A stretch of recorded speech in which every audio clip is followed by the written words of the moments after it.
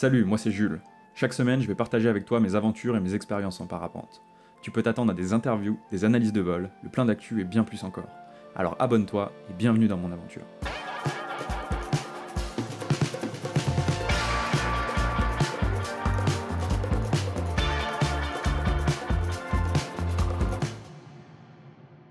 Aujourd'hui, on va parler entre autres de wing. Les wings, qu'est-ce que c'est? Je vais essayer de l'expliquer un petit peu en détail parce qu'apparemment il y a des gens qui ne font pas de parapente qui regardent les vidéos et c'est vachement cool.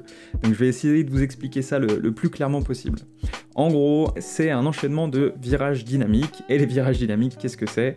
Pour expliquer ça simplement, c'est un mouvement pendant lequel on va volontairement créer de l'inertie dans sa voile de parapente et utiliser cette énergie pour faire un virage. Ça permet d'engager des virages forts, rapides, puissants. Et donc les wings, ça va être un enchaînement de mouvements comme ça, qui sont hyper sympas à faire.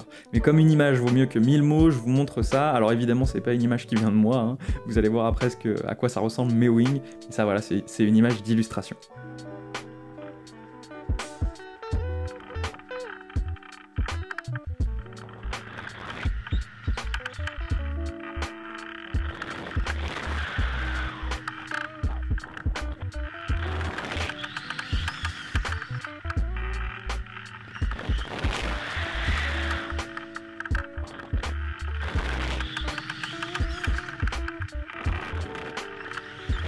Donc maintenant que tout le monde a tout bien compris, je vous explique un petit peu où j'en suis. Mon tout premier essai de wing, je l'ai pas filmé. Pour le coup, j'étais un petit peu stressé, je voulais être sûr de pas faire de conneries, c'est quand même quelque chose qui est un petit peu plus engageant que ce que je faisais jusque là, donc j'ai laissé tomber la caméra, au moins pour la première. Les images que vous allez voir, c'est à partir de mon deuxième essai, de ma deuxième tentative.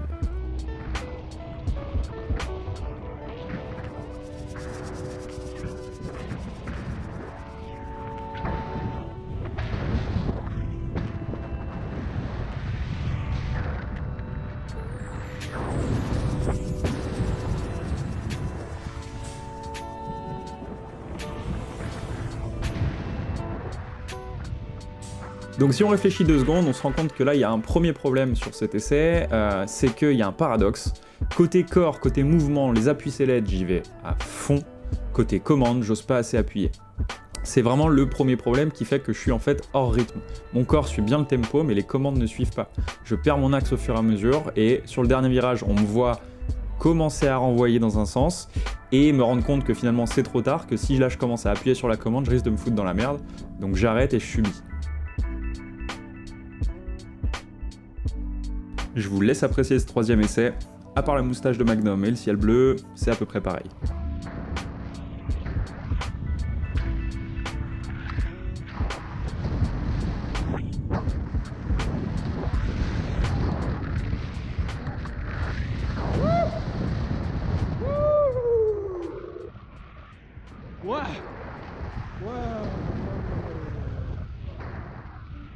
On retrouve donc la même logique, beaucoup de select, beaucoup d'appui, mais pas assez de commandes. J'en mets un petit peu plus que sur l'essai d'avant, mais ça reste toujours pas assez, et finalement c'est ça qui rend le mouvement plus compliqué. On peut voir d'ailleurs à la fin que j'amorce, on va dire, un mouvement de tempo, parce que j'ai l'impression de sentir la voile shooter, j'ai peur de prendre une frontale, donc je préfère essayer de la récupérer aux commandes. Alors évidemment j'en suis très loin, hein. Sur le moment, moi c'est la sensation que j'ai. En regardant les images ici, la frontale elle était encore à des kilomètres. Mais j'ai quand même le réflexe d'aller essayer de récupérer la voile, ce qui est, je pense, une plutôt bonne chose. Allez, je vous laisse profiter de ce moment de toute beauté au ralenti, c'est pour moi c'est cadeau.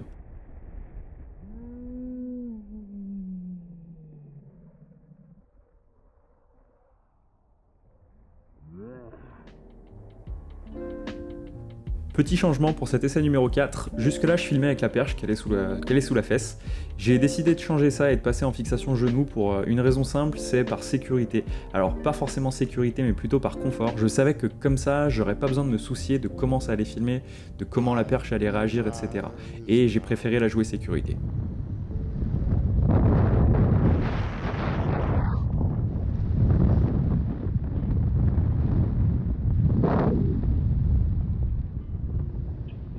Et là, c'est clairement sur cet essai que je trouve que les choses deviennent intéressantes.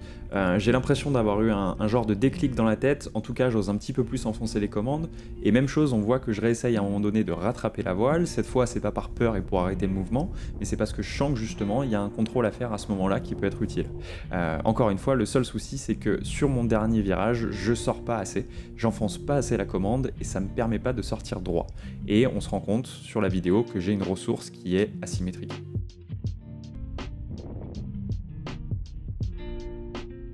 Pour ce 5e essai, on sent que la confiance commence à venir un petit peu quand même. Je mets plus d'appui sellette et je commence à mettre un petit peu plus de commandes.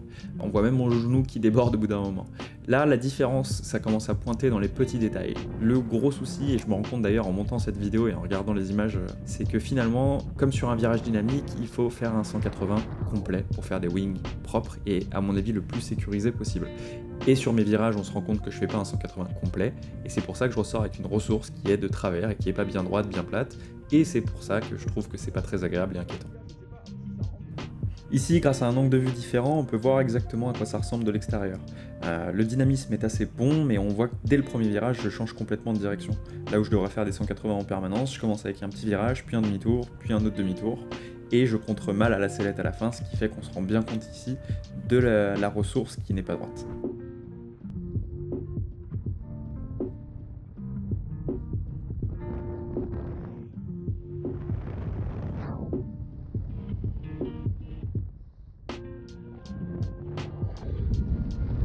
En fait, c'est ça qu'il faut que je bosse. Faire une prise d'élan, je rebalance à fond en sellette et je fais mon virage comme ça. Et en fait, il faut que je bosse la sortie. Parce que là, le problème que j'ai, je sais pas si c'est un problème, mais ce que je kiffe pas, je vais essayer de le faire en direct là.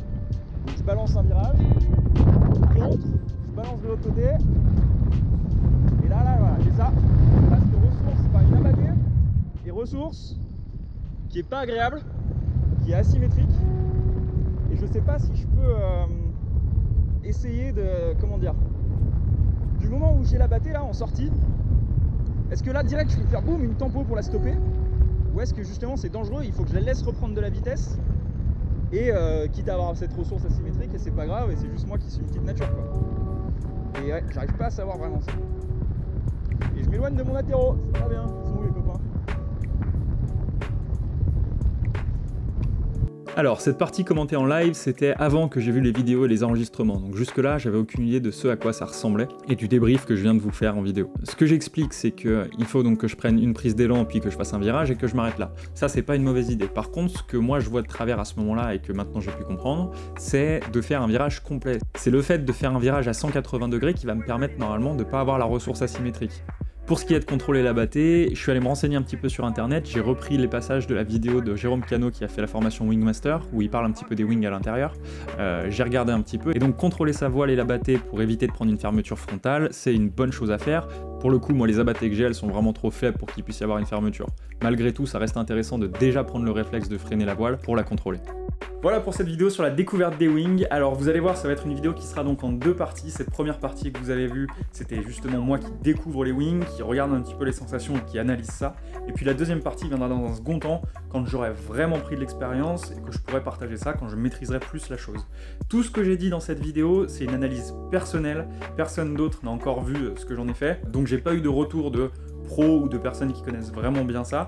Donc j'insiste lourdement là-dessus, c'est pas des conseils pour apprendre à faire les wings. C'est vraiment une analyse perso que moi j'ai fait, qui vaut pour moi, qui est sûrement pleine d'erreurs, mais qui retranscrit mes sensations. Donc j'insiste lourdement là-dessus, ne vous basez pas sur ce que je vous dis pour faire des wings, faites-vous soit votre propre expérience, ou même mieux, allez faire ça dans un centre où vous allez apprendre à le faire. Ce que moi je vais faire à partir de maintenant, au cas où, c'est continuer évidemment à m'entraîner à le faire en air calme, et puis surtout à le faire différemment. Jusque là, j'essaie vraiment d'en faire des forts avec beaucoup d'inertie, et finalement pour commencer, pour comprendre comment ça fonctionne, je suis pas certain que ça soit une très bonne idée. Donc je faisais une prise d'élan, 1 ou 2 virages grand maximum. Maintenant je vais essayer d'en faire beaucoup plus, 4, 5 voire 6 virages à la suite, mais avec moins d'amplitude. Plus de degrés dans mon virage, essayer vraiment de faire des demi-tours, des 180 degrés, mais avec moins d'énergie. Voilà. Pourquoi? Parce que ça me laissera plus le temps pour comprendre comment ça fonctionne, et puis potentiellement, de sûrement me mettre beaucoup moins en danger. Voilà.